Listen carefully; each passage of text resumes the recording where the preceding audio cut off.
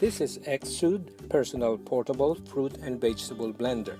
It has a built-in 2000 mAh battery. It also serves as a battery pack for your phones if necessary. The battery can be fully charged in 3 hours, and you can use it 10 to 12 times for the recommended 90 seconds duration each time. The main body is made with borosilicate glass and has a capacity of 380 ml, which is about 13 ounces. There is a stainless steel strainer on the top.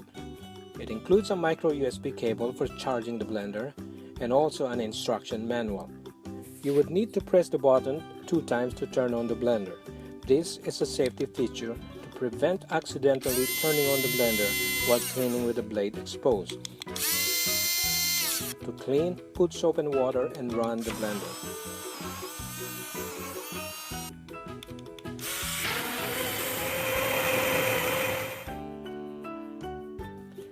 I'm testing this with apples, oranges, and kiwi. Make sure to cut them in small pieces. The blender will automatically stop and will have a red blinking LED when it senses that it is jamming. The same thing will happen if it's too thick. I added more water and the blender worked fine.